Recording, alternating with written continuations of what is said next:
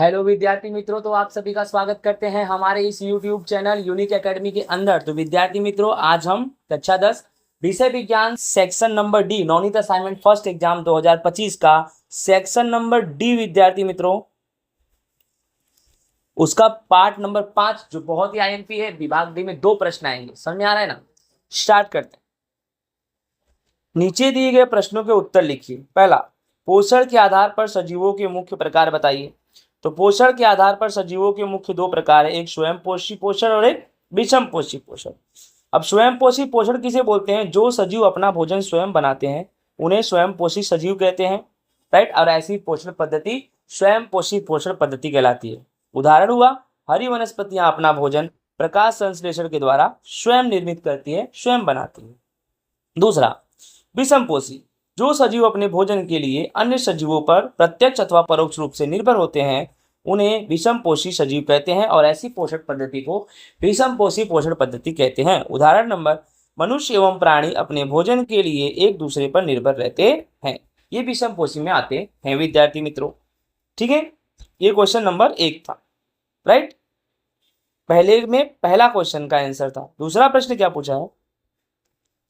सजीवों द्वारा कौन सी बाह्य कच्ची सामग्री का उपयोग किया जाता है? तो कोई भी सजीव द्वारा उपयोग में ली जाने वाली बाह्य कच्ची सामग्री उनके पोषण के प्रकार पर आधारित होती है। सजीव 2 प्रकार के होते हैं, एक स्वयंपोषी और एक विषमपोषी। तो स्वयंपोषी का कच्ची सामग्री अलग होता है और विषमपोषी का अलग होता है। स्वयंपोषी सजीव का कच्ची सामग्री क्या होता है? इन सजीवों में वातावरण में कार्बन डाइऑक्साइड, पानी, सूर्य का प्रकाश, ये सब उपयोग करते हैं। स्वयंपोषी सजीव कच्ची सामग्री क्या यूज करेंगे? तो कार्बन डाइऑक्साइड, पानी और सूर्य प्रकाश। और विषमपोषी सजीव क्या करेंगे? इन सजीवों में भोजन के रूप में अन्य सजीव जैसे कि वनस्पति हुआ या कोई प्राणी हुआ, ठीक है, इन सब का उपयोग करते हैं, राइट। इसके अलावा पानी, ऑक्सीजन का भी उपयोग करते हैं। तो विषमपोषी में वनस्पति, प्राणी, पानी, ठीक है।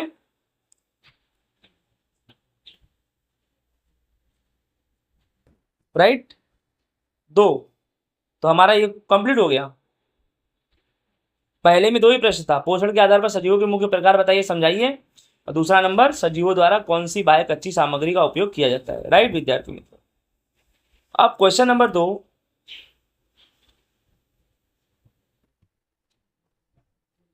क्वेश्चन नंबर 2 हमारा क्या है? एक कोशिकीय सजीवों या जीवों में पोषण कैसे प्राप्त होता है, राइट। एक कोशिकीय सजीव जो होते हैं या एक कोशिकीय जो जीव होते हैं जिसमें मात्र एक ही कोशिका पाई जाती है, उसमें पोषण कैसे प्राप्त होता है?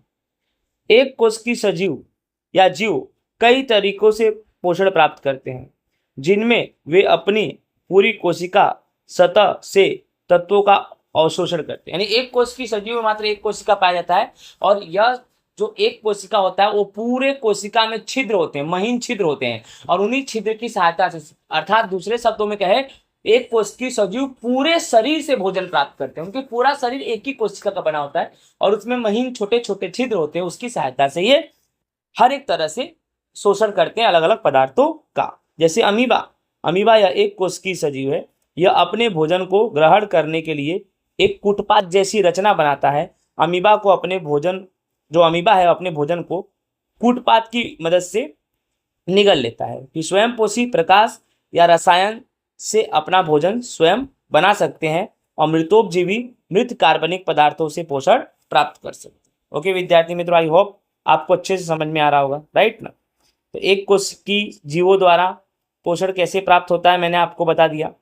अब ये तो आपको अमीबा की मैंने कहानी दे दी, फिर इसी में स्वयंपोषी जो सजीव होते हैं वो भी एक कोशिकीय ही होते हैं, राइट ना। और वो जो है प्रकाश या रसायन के द्वारा अपना भोजन स्वयं बना सकते हैं, और जो मृतोपजीवी होते हैं वह मृत कार्बनिक पदार्थों के द्वारा अपना पोषण प्राप्त कर सकते हैं। अब स्वयंपोषी सजीव भोजन बनाने के लिए क्या करते हैं? प्रकाश संश्लेषण करते हैं, रसायन संश्लेषण करते हैं, ठीक है। जैसे कि आपका क्वेश्चन क्या है कि एक कोशिकीय सजीवों की कहानी देनी है, तो मैंने अमीबा की कहानी दी, और उसके बाद स्वयंपोषी की कहानी दे रहा हूं कि स्वयंपोषी जो है एक कोशिकीय होते हैं, और राइट, समझ में आ रहा है कि नहीं आ रहा है? और देखो ध्यान से, स्वयंपोषी कुछ एक कोशिकीय जीव जैसे शैवाल हुए, राइट, ये सूर्य के प्रकाश का उपयोग करके प्रकाश संश्लेषण के माध्यम से अपना भोजन स्वयं बनाते हैं। और रसायन संश्लेषण में अन्य एक कोश की जीव जैसे कि कुछ बैक्टीरिया हुए, वो एक कोश की हैं, वो अलग अलग रासायनिक प्रतिक्रिया करके ऊर्जा प्राप्त करते हैं और अपना भोजन स्वयं बनाते हैं। यानी एक कोश की सजीव में भी स्वयंपोषी आते हैं। यानी स्वयंपोषी सजीव में एक कोशिकी में आपको मैंने पहले बता दिया शैवाल का, और रसायन संश्लेषण में कुछ बैक्टीरिया का बता दिया। अब विषमपोषी पोषण में भोजन को निगलना और मृतोपजीवी पोषण। अब अमीबा जैसे जीव भोजन के कणों को अपनी कोशिका झिल्ली में घेरकर एक खाद्य रिक्तिका बनाते हैं और फिर उसे पचाते हैं, जिससे उनका वृद्धि विकास होता है। ठीक है। और मृतोपजीवी में क्या आएगा, कुछ एक कोशिकी जैसे मृत और सड़े गले कार्बनिक पदार्थों से पोषण प्राप्त करते हैं। तो विद्यार्थी मित्रों, इसमें आपको समझना क्या है, इसमें आपको ये समझना है, क्वेश्चन आपका क्या है कि एक कोशिकी सजीवों के द्वारा पोषण कैसे प्राप्त होता है। तो सबसे पहले मैंने अमीबा का उदाहरण दिया, फिर स्वयंपोषी में किसका उदाहरण दिया मैंने, शैवाल का दिया, राइट ना। स्वयंपोषी में प्रकाश संश्लेषण में शैवाल का दिया, रसायन संश्लेषण में बैक्टीरिया का दिया, और फिर विषमपोषी में भोजन के निगलने में किसका दिया मैंने, अमीबा का दिया, और मृतोपजीवी में किसका दिया, कुछ ऐसे भी एक कोशिकीय सजीव होते हैं जो मृत सड़े गले पदार्थों को खाते हैं। आई होप विद्यार्थी मित्रों आपको अच्छे समझ में आ गया होगा। नेक्स्ट हमारा क्वेश्चन नंबर 3 है। नीचे दी गई आकृति को ध्यानपूर्वक देखिए और उससे संबंधित प्रश्नों के उत्तर। तो ये रहा आकृति। पहला नंबर, एक्स निर्देशित भाग, उसकी रचना को पहचानिए, उनके द्वारा होने वाली दो प्रक्रियाओं के नाम लिखो। एक्स ये रहा, ये क्या है, ये वायु रंध्र है। ये जो एक्स है ना, ये वायु रंध्र है। इसके द्वारा होने वाली दो प्रक्रिया निम्न है। वायु रंध्र के द्वारा वाष्पोत्सर्जन होता है और गैसों का विनिमय। पत्तियों के द्वारा जल वाष्प का निकलना। वाष्पोत्सर्जन की प्रक्रिया में पत्तियां महत्वपूर्ण होती हैं और पत्तियों के अंदर क्या पाया जाता है, रंध्र। ये रंध्र है, इसी के द्वारा संभव है। गैस का विनिमय, कार्बन डाइऑक्साइड को ये ग्रहण करती हैं और ऑक्सीजन का क्या करती हैं, उत्सर्जन, यानी ऑक्सीजन को क्या करती हैं, छोड़ती हैं। इस तरह से बोल सकते हैं कि वायु रंध्र के दो काम हैं। राइट, समझ में आ गया ना। दूसरा नंबर है, वायु क्या दर्शाता है, इसके होने वाले दो प्रक्रियाओं के नाम और समीकरण लिखना है। तो सबसे पहले ये रहा तुम्हारा वायु। ठीक है। अब वायु यह एक प्रकार का कोशिका है। क्या है, एक प्रकार का कोशिका। इसके द्वारा प्रकाश संश्लेषण की प्रक्रिया होती है। याद रखना, ये जो है ना कोशिका, प्रकाश संश्लेषण की प्रक्रिया। और प्रकाश संश्लेषण की प्रक्रिया याद कर लो, 6CO2 + 6H2O Surya Prakash, C6H12 O6 + 6O2, ये प्रकाश संश्लेषण की प्रक्रिया, इसको याद कर लो विद्यार्थी मित्रों। ठीक है। क्वेश्चन 3 क्या है, जेड निर्देशित भाग को पहचानो और बताओ आपके अनुसार दी गई आकृति के लिए यह किस स्थिति में है। जेड ये रहा ना, ये ठीक है। ये है क्या, ये जेड निर्देशित भाग का नाम सहायक कोशिका है। दी गई आकृति में वायु रंध्र खुला है। ये दर्शाता है कि द्वार कोशिका पानी में अवशोषित करके खुला हुआ है। यह स्थिति खुले रंध्रों की है। यानी समझो जेड पहले क्या है, एक सहायक कोशिका है और दी गई आकृति में वायु रंध्र खुला हुआ है। चेक करो, ये देखो, ये जो एक्स है ना, ये वायु रंध्र क्या है, खुला हुआ है। अब वायु रंध्र खुला हुआ है तो इसका मतलब ये है कि जो कोशिका है वह पानी को अवशोषित करेगी और फूल जाएगी। तो इसमें ऐसा क्यों हो रहा है, क्योंकि वायु रंध्र खुला हुआ है। ओके विद्यार्थी मित्रों। चौथा, दिवस के दौरान वहन के संदर्भ में एक्स निर्देशन के विषय में आप क्या विचार कर सकते हो। तो सबसे पहले एक्स तुम्हारा वायु रंध्र है। ठीक है। दिन के दौरान एक्स अर्थात वायु रंध्र सामान्य रूप से खुले रहते हैं। यानी वायु रंध्र दिन के दौरान में खुले रहते हैं क्योंकि भाई प्रकाश संश्लेषण की प्रक्रियाएं होती हैं। ठीक है। इससे प्रकाश संश्लेषण के लिए जरूरी कार्बन डाइऑक्साइड का प्रवेश होता है और वाष्पोत्सर्जन के द्वारा पानी का वहन होता है, जो वनस्पतियों में पानी का अवशोषण और ऊपर की तरफ का वहन और प्रोत्साहन देता है। तो विद्यार्थी मित्रों, जो वायु रंध्र है वह दिन में एक्टिव होता है, दिन में वह खुला रहता है प्रकाश संश्लेषण की प्रक्रिया के लिए। राइट विद्यार्थी मित्रों। और जिससे प्रकाश संश्लेषण की प्रक्रिया संभव होती है, वाष्पोत्सर्जन की प्रक्रिया संभव होती है, वाष्पोत्सर्जन भी संभव होता है और पानी का अवशोषण भी होता है। नेक्स्ट क्वेश्चन नंबर 4, मूत्र पिंड नलिका की आकृति बनाकर मूत्र निर्माण की प्रक्रिया समझाओ। तो विद्यार्थी मित्रों, ये तुम्हारा है मूत्रपिंड नलिका। Right okay. इस तरह से ये आकृति आपको बनानी है। और अब देखो ध्यान से, इसमें मूत्रपिंड नलिका की आकृति बनाना, ये तुमको आकृति बनाना है और मूत्र निर्माण की प्रक्रिया समझानी है। अब मूत्र निर्माण की प्रक्रिया क्या है देख।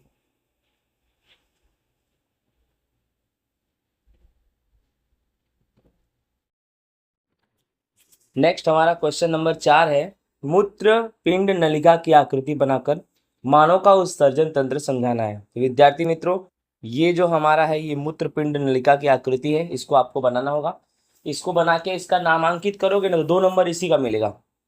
मानव का उत्सर्जन तंत्र समझाओ, यानी 2 नंबर जितना आपको लिख देना है। देखो, मानव का उत्सर्जन तंत्र, अंग, ऐसे कौन कौन से अंग है जो मानव के उत्सर्जन तंत्र में आते हैं? तो वृक्क यानी किडनी, मूत्रवाहिनी, मूत्राशय और मूत्रमार्ग। वृक्क किसे बोलते हैं? मानव में एक जोड़ी वृक्क, एक जोड़ी यानी 2 वृक्क होते हैं, सेम आकार के होते हैं। वृक्क कैसे होते हैं? सेम आकार के होते हैं, शरीर के दोनों तरफ स्थित होते हैं, लेफ्ट राइट दोनों तरफ। सर्वप्रथम मूत्र का निर्माण यहीं पर होता है, यानी सबसे पहले मूत्र का निर्माण कहाँ पर होता है? तो वृक्क यानी किडनी में होता है, ठीक है। फिर मूत्रवाहिनी, इनका आकार नली यानी पाइप जैसा होता है। वृक्क में से मूत्र मूत्रवाहिनी में आता है, यानी मूत्र का निर्माण वृक्क में होगा, फिर वहां का मूत्र मूत्रवाहिनी में आएगा। फिर आगे मूत्राशय, इसकी रचना थैली जैसी होती है। कैसी होती है? थैली जैसी। अब मूत्रवाहिनी में से जो मूत्र है ना वो कहाँ पे आएगा? मूत्राशय में आएगा। कहाँ आएगा? मूत्राशय में। फिर लास्ट नंबर है मूत्रमार्ग, इसकी रचना नली जैसी होती है, पतली सी पाइप, छोटी सी नली जैसी। हमारे शरीर का मूत्र इसी मार्ग से हमारे शरीर से बाहर निकल जाता है। ओके विद्यार्थी मित्रों, आई होप आपको समझ में आ रहा होगा। अब हम इसके कार्य पढ़ते हैं। क्या पढ़ते हैं? इसके कार्य। अपशिष्ट पदार्थों को हटाना, हमारे शरीर के अंदर जो वर्ज्य पदार्थ, खराब पदार्थ जो हमारे लिए हानिकारक है, उन सबको हटाने का काम करेगा। रुधिर प्रवाह को भी नियंत्रण करने का कार्य करेगा। रक्त की मात्रा को नियंत्रण करने का कार्य करेगा। पानी और लवण यानी सोडियम पोटेशियम को संतुलन बनाए रखने में ये मदद करेगा विद्यार्थी मित्रों। इस तरह से विद्यार्थी मित्रों हमारा मूत्रपिंड नलिका की आकृति और मानव का उत्सर्जन तंत्र कंप्लीट होता है। ओके, आई होप आपको समझ में आ गया होगा। नेक्स्ट क्वेश्चन है, वनस्पति में पानी और खनिज क्षार यानी खनिज लवण का वहन किस तरह होता है? तो सबसे पहले पानी यानी जल का वहन, फिर खनिजों का वहन। जानते हैं जल का वहन, वनस्पतियों में जल का वहन जड़ों के द्वारा किए गए जल के अवशोषण से होता है। यानी वनस्पतियों के जो जड़ होते हैं ना विद्यार्थी मित्रों जमीन के अंदर, वो पानी का शोषण करेंगे, ठीक है। फिर जड़ों की कोशिका जमीन में से जल को अवशोषित करती है, यानी जड़ है जमीन के अंदर होते हैं, और जड़ एक कोशिकाएं होती हैं, जड़ में भी कोशिकाएं पाई जाती हैं, और ये कोशिकाएं जमीन के अंदर के पानी को शोषण करती हैं। यह जल जाइलम नामक वाहिनियों के द्वारा वनस्पति के विभिन्न भागों तक पहुंचता है। जैसे हमारे शरीर में धमनी और सिरा होता है ना, ऐसे इनमें जाइलम और फ्लोएम होता है। तो जाइलम का काम क्या होता है? जो जड़ होता है ना, जो पानी को शोषण करता है, उस पानी को वनस्पति के विभिन्न भागों तक पहुंचाने का काम जाइलम करता है, ठीक है। फिर क्या है? जड़ से पत्तों तक का पानी वहन मुख्य रूप से वाष्पोत्सर्जन के खिंचाव द्वारा होता है।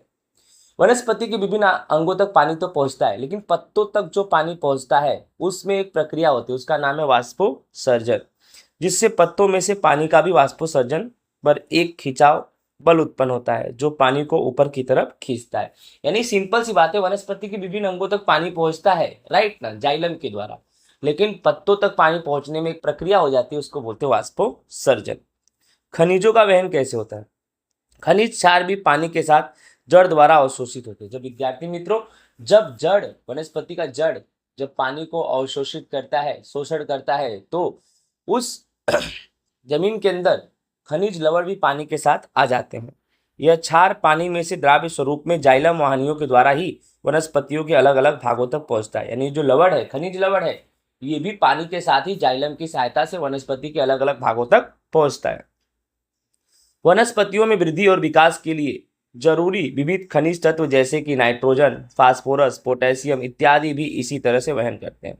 यानी वनस्पति के वृद्धि विकास के लिए कौन कौन सी चीजें आवश्यक है? तो नाइट्रोजन आवश्यक है, फास्फोरस आवश्यक है, अलग अलग टाइप के खनिज लवण आवश्यक है, पोटेशियम आवश्यक है, और ये सब भी वनस्पति के अलग अलग भागों तक इसी जाइलम की सहायता से पहुंचते। तो सिंपल सी बात है, खनिज लवण हो कि पानी हो कि कुछ भी हो, उनका वहन वनस्पतियों में किसके द्वारा होता है? तो जाइलम के द्वारा होता है। विद्यार्थी मित्रों, आई होप आपको अच्छे से समझ में आ गया होगा। ये हमारा क्वेश्चन नंबर 5, ठीक। क्वेश्चन नंबर 6, लसिका अर्थात क्या? वह किस तरह निर्माण होता है, उसका कार्य बताओ।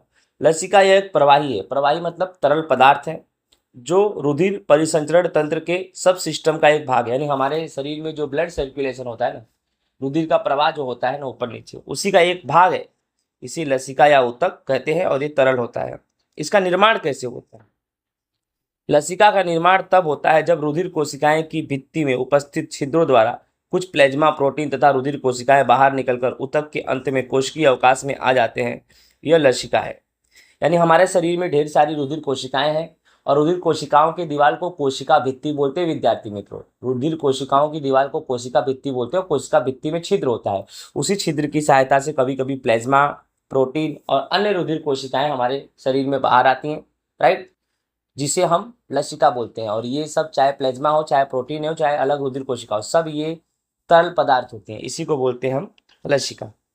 जान जाओ, लसिका पारदर्शी, रंगहीन, इसका कोई रंग नहीं है, प्रोटीन और वसा को इकट्ठा करके रक्त में पहुंचाने का कार्य करती है। लसिका क्या करती है? प्रोटीन और वसा को इकट्ठा करके रक्त में पहुंचाने का कार्य करती है। शरीर को संक्रमण से बचाने का कार्य भी करती है।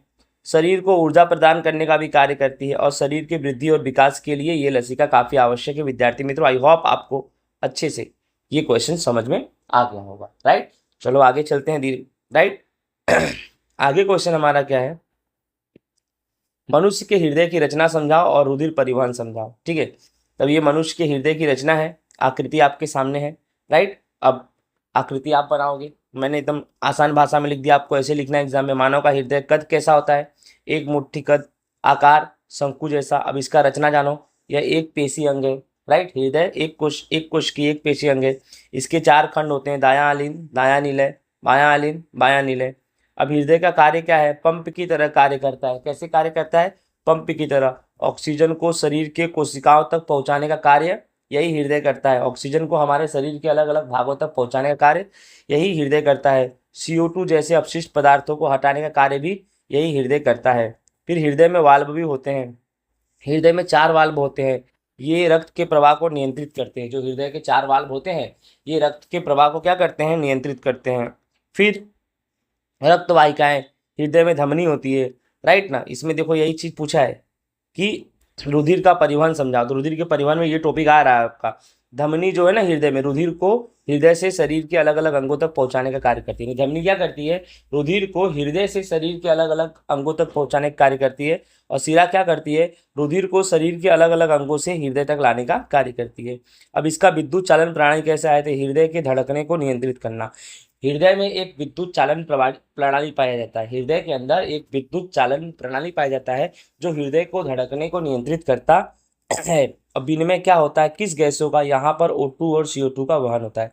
हृदय में O2 और CO2 का क्या होता है विद्यार्थी में? तो वहन होता है। होप आपको अच्छे से समझ में आ गया होगा, ठीक है। नेक्स्ट हमारा क्वेश्चन नंबर 8 है, मानव का श्वसन तंत्र। आप इसको स्क्रीनशॉट पाड़ना चाहते हो तो पाड़ सकते हो, राइट।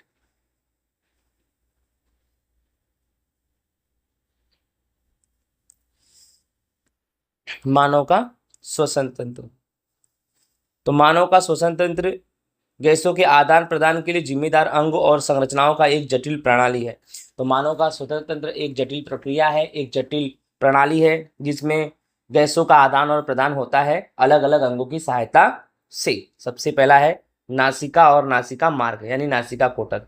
हवा नासिका के द्वारा शरीर में प्रवेश करती है। सबसे पहले हवा नासिका में जाती है, हमारे शरीर में प्रवेश करती है, नासिका मार्ग द्वारा प्रसारित होती है। यहाँ पर यह गर्म और नम तथा फिल्टर होती है। यानी हमारे नाक के अंदर सबसे पहले हवा प्रवेश करती है। नाक में बाल होते हैं छोटे छोटे जो हवा को फिल्टर करते हैं।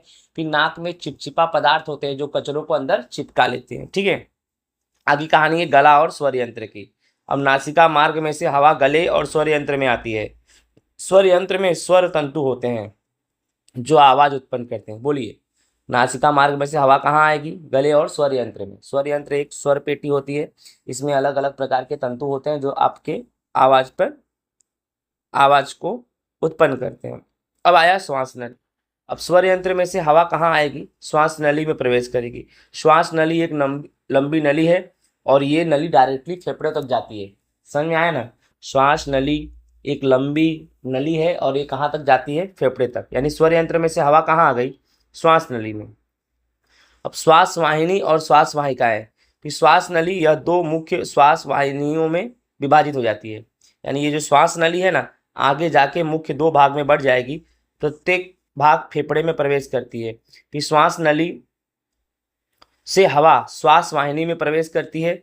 अब श्वास वाहिनियां अनेक छोटी छोटी श्वास वाहिकाओं में विभाजित हो जाती हैं और हवा इसमें प्रवेश करती है। सिंपल सी बात है, टेंशन नहीं लेने का। श्वास नली में से हवा, पहले श्वास नली आगे जाके दो भाग में बटेगी, जिसको हम क्या बोलेंगे, श्वास वाहिनी बोलेंगे। क्या बोलेंगे, श्वास वाहिनी। इस प्रकार श्वास नली से हवा श्वास वाहिनी में आती है। अब श्वास वाहिनी जो है छोटे छोटे शाखाओं में बढ़ जाती है, जिससे बोलेंगे श्वास वाहिकाएं। अब हवा कहाँ आएगी, श्वास वाहिकाओं में। श्वास नली में से श्वास वाहिनी, श्वास नली दो भागों में श्वास नली दो भागों में बटेगा, श्वास वाहिनी। अब हवा आएगी श्वास वाहिनी में, श्वास वाहिनी अलग छोटे छोटे भागों में बढ़ जाएगी और अब उसे बोलेंगे श्वास वाहिका। अब हवा कहाँ पहुंच गई, श्वास वाहिकाओं में। ठीक है, अब हवा कहाँ पहुंचेगी, कुपिका। अब श्वास वाहिकाओं में से बहुत सारे, श्वास वाहिकाओं में बहुत सारे सिरे होते हैं, राइट ना, उसमें हवा भरी होती है और ये थैली स्वरूप में एक कुपिका में स्थित होते हैं। यानी ढेर सारी श्वास वाहिकाएं, ढेर सारी पतली पतली नसें एक साथ इकट्ठा होकर एक थैली जैसी रचना करते हैं, जिसे कुपिका बोलते हैं। यहाँ रक्त और वायु के बीच ऑक्सीजन और कार्बन डाइऑक्साइड का आदान प्रदान। कुपिका एक ऐसा जगह है जहाँ गैसों का विनिमय होता है, ऑक्सीजन और कार्बन डाइऑक्साइडों का विनिमय होता है। ऑक्सीजन आता है, CO2 जाता है। लास्ट कहानी है डायाफ्राम की। डायाफ्राम सांस लेने में मदद करने वाली मुख्य मांसपेशी है। हमारे शरीर में एक मांसपेशी है जो श्वास लेने में काफ़ी मदद करती है। जब यह सिकुड़ती है तो हवा फेफड़ों में प्रवेश करती है। यानी जब ये सिकुड़ेगी तो हवा कहाँ प्रवेश करेगी, फेफड़ों में। और जब यह शिथिल होती है तो हवा बाहर निकलती है। यानी जब हम श्वास लेते हैं ना तो डायाफ्राम क्या होता है, सिकुड़ता है। और जब हम श्वास छोड़ते हैं तो डायाफ्राम क्या होता है, शिथिल होता है। तो विद्यार्थी मित्रों, आई होप आप सभी को अच्छे से मानव का श्वसन तंत्र समझ में आ गया होगा, राइट ना। नेक्स्ट पढ़ते हैं क्वेश्चन नंबर 9। नीचे दिए गए प्रश्नों के उत्तर लिखो। पहला, श्वसन और ऑक्सीजन प्राप्त करने की क्रिया में एक जलचर प्राणी की तुलना में भूचर प्राणी को क्या लाभ है। ठीक है, देखो ध्यान से। एक जलचर प्राणी और एक भूचर प्राणी में श्वास और ऑक्सीजन लेने के लाभ निम्न हैं। सबसे पहले ऑक्सीजन की उपलब्धता। हवा में ऑक्सीजन का प्रमाण पानी में स्थित ऑक्सीजन के प्रमाण से बहुत अधिक है। यानी हवा में ऑक्सीजन ज़्यादा है, पानी के अंदर कम है। इस कारण से जलचर प्राणी की तुलना में भूचर प्राणी को ऑक्सीजन की प्राप्ति अधिक सरलता से होती है। अर्थात जो भूचर प्राणी है, यानी हम भी भूचर प्राणी हैं विद्यार्थी मित्रों, मानव भूचर प्राणी है, तो हम लोग जो श्वास लेते हैं तो हवा में हमें ढेर सारा ऑक्सीजन मिल जाता है। यानी आसानी से हम आराम से ढेर सारा श्वास ले सकते हैं एकदम कम मेहनत में। और जलचर प्राणी पानी में रहते हैं, पानी में ऑक्सीजन कम होता है। इसीलिए देखना, कोई भी जलचर प्राणी जो श्वास लेता है ना, जितना बार हम एक बार श्वास लेते हैं उतने वो 4-5 बार ले लेते हैं। यानी 4-5 बार लेते हैं तब जाके उनको उतनी हवा मिलती है जितना हमको एक बार में मिल जाती है। तो जलचर प्राणी की तुलना में भूचर प्राणी को अधिक ऑक्सीजन मिलता है हवा में। ठीक है, पानी में कम होता है इसीलिए। ये तो विद्यार्थी मित्रों था ऑक्सीजन की उपलब्धता। यानी ऑक्सीजन की उपलब्धता में जलचर प्राणी को तुलना में भूचर प्राणी को ज़्यादा उपलब्ध है। ठीक है, अब श्वास लेने की में सरलता क्या है। भूचर प्राणी को श्वासन के लिए फेफड़े होते हैं जिससे वे आसानी से श्वास ले सकते हैं, परंतु जलचर प्राणी में गलफड़े और झालर होती है जिससे वे बहुत कम श्वास ले पाते हैं। ओके विद्यार्थी मित्रों, हमारे जैसे भूचर प्राणियों के पास क्या होता है, फेफड़ा होता है। इससे हम आसानी से श्वास अच्छा खासा ले लेते हैं। लेकिन जो जलचर प्राणी हैं उनके पास कोई फेफड़े नहीं होते, वो गलफड़े होते हैं, झालर होते हैं, राइट ना। ये होने के बावजूद भी वो श्वास लेते हैं लेकिन बहुत कम ही श्वास ले पाते हैं। ऊर्जा का कम उपयोग। ठीक है, ऊर्जा का कम उपयोग।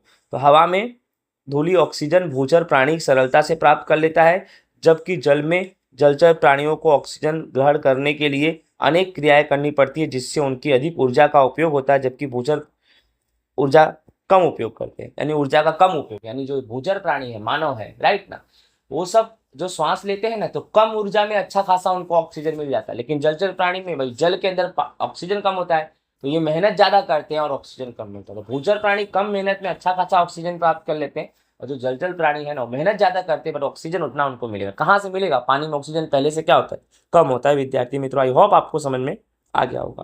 तो ये हमारा क्वेश्चन नंबर 1 था, 9वें का क्वेश्चन नंबर 1। 9वें का क्वेश्चन नंबर 2 क्या है, मनुष्य में ऑक्सीजन और कार्बन डाइऑक्साइड का वहन कैसे होता है। मनुष्य में तो ऑक्सीजन का परिवहन फेफड़ों में ऑक्सीजन कुपिका में फैलती है, यानी फेफड़ों में से ऑक्सीजन कहाँ फैलेगी? कुपिका में। फिर रक्त में हीमोग्लोबिन ऑक्सीजन के साथ मिलकर ऑक्सी हीमोग्लोबिन बनाता है, यानी रक्त में हीमोग्लोबिन एक रंजक द्रव्य होता है जो ऑक्सीजन के साथ मिलकर क्या बनाता है? ऑक्सी हीमोग्लोबिन बनाता है। यह ऑक्सी हीमोग्लोबिन रक्त के माध्यम से शरीर के विभिन्न कोशिकाओं और ऊतकों तक पहुंच जाता है। फिर कोशिकाओं में ऑक्सीजन को हीमोग्लोबिन से अलग किया जाता है और कोशिका श्वसन के लिए उपयोग किया जाता है, कोशिकीय श्वसन के लिए उपयोग किया जाता है। समझ में आया कि नहीं आया?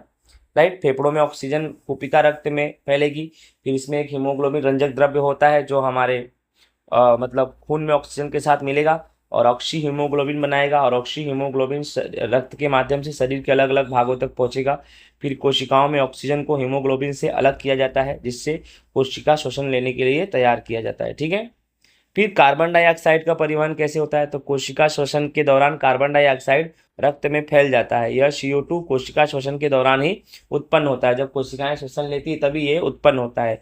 कार्बन डाइऑक्साइड हीमोग्लोबिन के साथ मिलकर कार्बन हीमोग्लोबिन बनाता है, उस ऑक्सीजन के साथ मिलकर ऑक्सी हीमोग्लोबिन और कार्बन के साथ मिलकर कार्बनी हीमोग्लोबिन बनाता है। यह कार्बन डाइऑक्साइड युक्त फेफड़ों में पहुंचता है जहां कार्बन डाइऑक्साइड वायुकोश कुपिका को छोड़ दिया जाता है और सांस छोड़ने के दौरान शरीर से बाहर निकाल दिया जाता है। राइट। ओके। नेक्स्ट हमारा क्वेश्चन नंबर, ये समझ में आ गया ना? कार्बन डाइऑक्साइड युक्त रक्त फेफड़ों में पहुंचता है और कार्बन डाइऑक्साइड वायुकोशों में से छोड़ दिया जाता है और सांस छोड़ने के दौरान ये शरीर से हमारे कार्बन डाइऑक्साइड बाहर ही निकल जाता है। जब हम श्वास छोड़ते हैं ना तो कार्बन डाइऑक्साइड उसी के साथ हमारे शरीर से बाहर निकल जाता है। नेक्स्ट क्वेश्चन नंबर 10, मनुष्य में भोजन का पाचन किस तरह होता है? मनुष्य में भोजन के पाचन हेतु एक विशिष्ट प्रणाली है, उसके बारे में विद्यार्थी मित्रों बताना है आपको। ठीक है। सर्वप्रथम भोजन को हम मुख से चबाते हैं और यही से भोजन के पाचन की शुरुआत होती है। सबसे पहले भोजन हम कहाँ से चबाएंगे? मुंह से, और पाचन तंत्र की शुरुआत यहीं से होती है। यहाँ पर भोजन में लाल रस मिलता है जिससे भोजन चिकना हो जाता है। राइट। समझ में आया? मुंह में क्या होता है? मुंह में लाल रस होता है जो भोजन को चिकना बनाता है। इसके पश्चात भोजन लाल रस के कारण आसानी से अन्न नली में आ जाता है, क्योंकि चिकना रहेगा तो आसानी से हम उसको निगल लेंगे। ठीक है। फिर यही भोजन हमारे आमाशय में आएगा। ठीक है। फिर आमाशय में HCl, पेप्सिन और श्लेष्मा होता है। राइट ना? तो आमाशय में HCl क्या करता है? भोजन को अम्लीय बनाता है, शर्करा बनाता है। राइट। और भोजन के साथ आए हानिकारक जीवाणुओं को नष्ट कर देता है। तो आमाशय में जो HCl है उसका काम क्या है? भोजन को शर्करा बनाएगा, अम्लीय बनाएगा, और भोजन के साथ जो भी हानिकारक पदार्थ आएंगे उन सबको ये नष्ट कर देगा। फिर आमाशय में पेप्सिन या प्रोटीन का आंशिक पाचन करता है। हम जो कुछ भी खाते हैं उसका पाचन पेप्सिन करता है। और जो श्लेष्मा है ना, ये HCl से आमाशय की दीवार की रक्षा करता है। जो श्लेष्मा है क्या करेगा? ये हाइड्रोक्लोरिक एसिड जो हमारे बॉडी में है उसको आमाशय की दीवार की रक्षा करेगा। आमाशय की जो दीवार है ना, इस एसिड से ज़्यादा मतलब प्रभावित ना हो जाए, इसलिए जो श्लेष्मा एक पदार्थ होता है वह हमारे पेट के दीवालों को, आमाशय की दीवालों को HCl से सुरक्षा प्रदान करता है। आमाशय से भोजन कहाँ जाएगा? क्षुद्रांत यानी छोटी आंत में जाएगा। ठीक है। फिर यहाँ 3 पाचक एंजाइम्स होते हैं, ट्रिप्सिन, लाइपेज, इमाइलेज। याद रखना, अभी पेट में भोजन आ गया। ठीक है। कहाँ जाएगा पेट में से भोजन? तो सबसे पहले जाएगा क्षुद्रांत यानी छोटी आंत में, और यहाँ पर 3 एंजाइम्स होते हैं, ट्रिप्सिन, लाइपेज, इमाइलेज। फिर ट्रिप्सिन यह प्रोटीन का संपूर्ण पाचन करता है। जो ट्रिप्सिन है ना, यह हमारे शरीर के अंदर जो प्रोटीन का निर्माण होता है उसका संपूर्ण पाचन करता है। इसके बाद प्रोटीन एमिनो अम्ल में परिवर्तित हो जाता है। फिर लास्ट में जब प्रोटीन का पाचन पूरी तरह से होता है ना, ये प्रोटीन एमिनो अम्ल एसिड बन जाता है। फिर लाइपेज यह वसा का संपूर्ण पाचन करता है। लाइपेज जो उत्सेचक है, यह हमारे शरीर में फैटी सब्सटेंस होते हैं ना, वसा, उसका पाचन करता है और वसा को वसा अम्ल में यही परिवर्तित करता था। और एमाइलेज क्या करता है? ये कार्बोहाइड्रेट का संपूर्ण पाचन करता है। एमाइलेज किसका पाचन करता है? कार्बोहाइड्रेट का संपूर्ण पाचन करता है, और जटिल कार्बोहाइड्रेट का ग्लूकोज में लास्ट में यही परिवर्तन करता है। इसके पश्चात भोजन बड़ी आंत में आता है जहां दीर्घ रोम होते हैं जो अपचित भोजन में से जल का अवशोषण करते हैं। ठीक है। यानी अपचित खुराक जो होगा, बिना पचा हुआ खुराक, वो कहाँ पे आ जाएगा? तो वो आ जाएगा तुम्हारा क्या बोलते हैं, बड़ी आंत में। और बड़ी आंत में बहुत सारे दीर्घ रोम होते हैं और ये अपचित खुराक के भोजन का जो जल होता है उसको शोषण कर लेते हैं। बाकी अपचित पदार्थ जो बचता है वह शरीर के बाहर निकल जाता है मलद्वार की प्रक्रिया के द्वारा। विद्यार्थी मित्रों, आई होप आपको क्वेश्चन नंबर राइट, मानव का पाचन, ठीक है, आई होप आपको समझ में आ रहा होगा। कहानी की तरह लिखने का कुछ है नहीं इसमें, राइट। क्वेश्चन नंबर 11 देखते हैं भैया, ठीक है। नीचे दिए गए प्रश्नों के उत्तर लिखो। पहला नंबर है वायवीय श्वसन और अवायवीय श्वसन। तो वायवीय श्वसन अवायवीय श्वसन में क्या है, जो श्वसन ऑक्सीजन की उपस्थिति में होता है उसे वायवीय श्वसन कहते हैं। बोलो, वायवीय श्वसन यानी जो श्वसन ऑक्सीजन की उपस्थिति में होता है, और अवायवीय में उल्टा, जो श्वसन ऑक्सीजन की अनुपस्थिति में होता है उसे अवायवीय श्वसन कहते हैं।